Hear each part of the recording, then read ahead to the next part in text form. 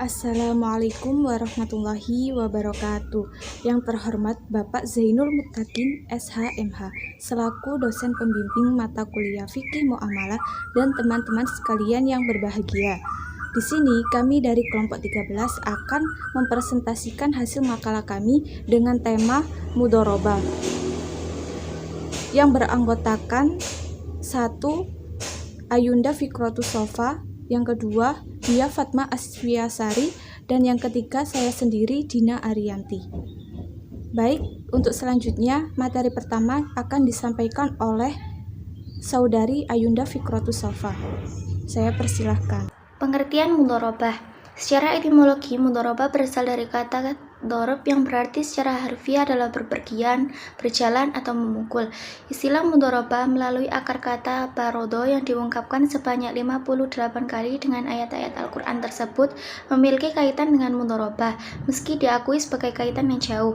Secara terminologi, para ulama fikih mendefinisikan mudharabah atau qirot dengan pemilik modal atau investor menyerahkan modalnya kepada pekerja atau pedagang untuk diperdagangkan. Sedangkan keuntungan dagang itu menjadi milik bersama dan dibagi menurut kesepakatan.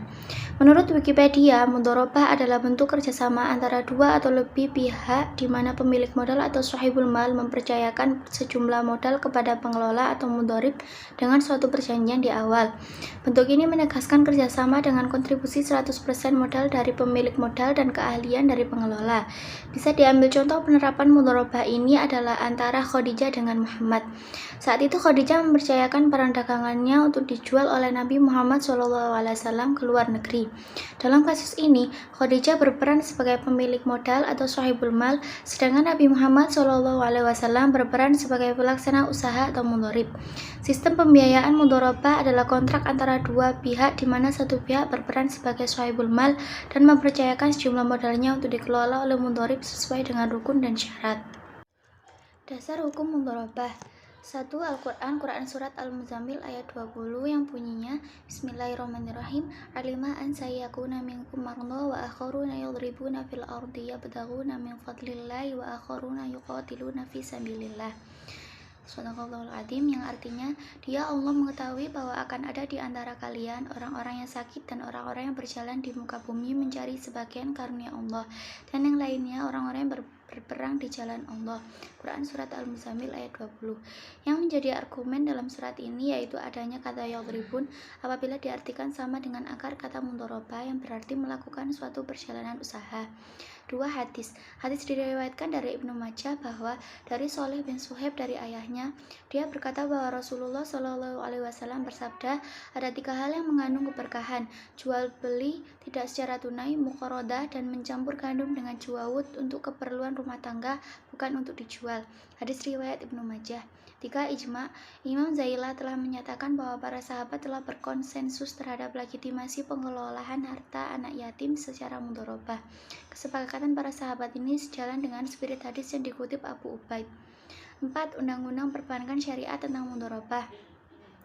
Pasal 187 yang isinya pemilik modal wajib menyerahkan dana atau barang yang berharga kepada pihak lain untuk melakukan kerjasama dalam usaha. Pemilik modal menjalankan usaha dalam bidang yang disepakati. Kesepakatan bidang usaha yang akan dilakukan ditetapkan dalam akad. Pasal 188 yang isinya rukun kerjasama dalam modal dan usaha adalah sahibul mal atau pemilik dana, mudharib atau pelaku usaha, dan yang terakhir adalah akad. Baik, selanjutnya saya akan menjelaskan rukun dan syarat mudharabah. Rukun adalah segala sesuatu yang menyebabkan suatu akad dapat dilaksanakan.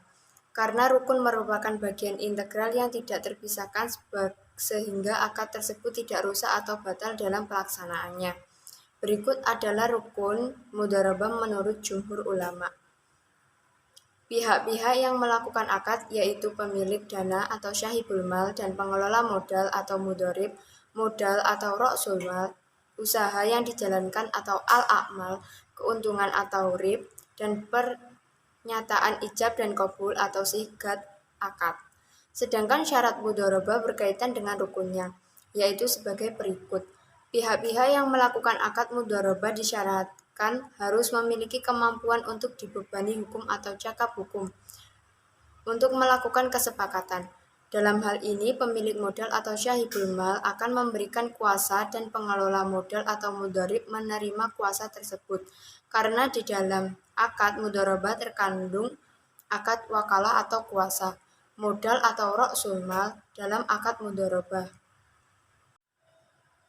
Jenis-jenis akad mudharabah. Dalam Pernyataan Standar Akuntansi Keuangan atau PSAK, akad mudharabah diklarifikasikan dalam 3 jenis, yaitu sebagai berikut: mudharabah mutlaqah, mudharabah muqayyadah, mudharabah musytarakah.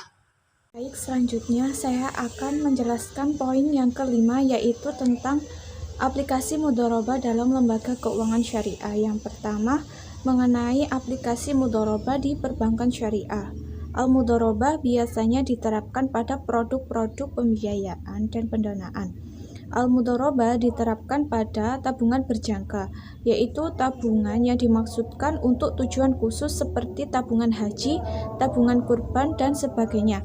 Deposito spesial atau special investment, di mana dana yang dititipkan nasabah khusus untuk bisnis tertentu, misalnya murabahah saja atau ijaroh saja. Pembiayaan modal kerja, seperti modal kerja perdagangan dan jasa. Investasi khusus disebut juga mudharabah muqayyadah, di mana sumber dana khusus dengan penyaluran yang khusus dengan syarat-syarat yang telah diterapkan oleh syabihul mal. Yang kedua, aplikasi mudharabah selain di perbankan syariah. Perdagangan, misalnya pemilik dana ingin menginvestasikan dananya pada usaha jual beli hasil pertanian, peternakan, atau toko kelontong yang dikelola oleh pihak lain. Pertanian, misalnya pemilik dana ingin menginvestasikan dananya pada usaha pertanian, seperti menanam padi, jagung, kedelai, dan lain-lain. Dalam hal ini, tanah yang digunakan berasal dari menyewa tanah pihak ketiga. Peternakan, misalnya pemilik dana ingin menginvestasikan dananya untuk membeli dan memelihara ternak seperti sapi, kerbau, kambing, dan sebagainya. Dalam rangka penggemukan ataupun penangkaran perikanan, misalnya pemilik dana ingin menginvestasikan dananya dalam usaha penangkapan ikan yang dapat dipercayakan kepada seseorang nelayan yang profesional. Yang poin selanjutnya yakni berakhirnya akad mudharabah. Lamanya kerjasama dalam akad mudharabah tidak tentu dan tidak terbatas, tetapi semua pihak berhak untuk menentukan jangka waktu kontrak kerjasama dengan memberitahukan pihak lainnya. Namun, akad mudharabah dapat berakhir karena hal-hal sebagai berikut. Dalam hal mudharabah tersebut dibatasi waktunya, maka mudharabah berakhir pada waktu yang telah ditentukan. Salah satu pihak memutuskan dan mengundurkan diri.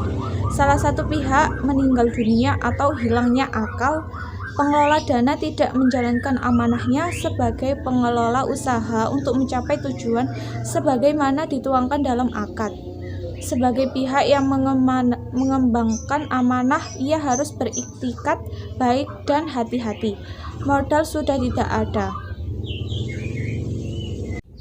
Baik, saya akan memberikan kesimpulan yang bisa diambil dari materi mudharabah hari ini.